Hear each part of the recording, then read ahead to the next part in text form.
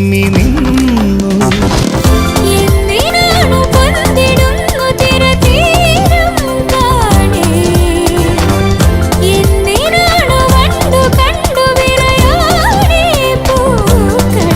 പറയൂ മനമേ, ചൊരിയൂ മധുരം പ്രിയതേ.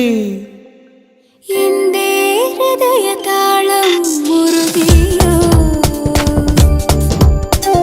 എന്റെ കണ്ണിലിളമീൻ തുള്ളിയോ.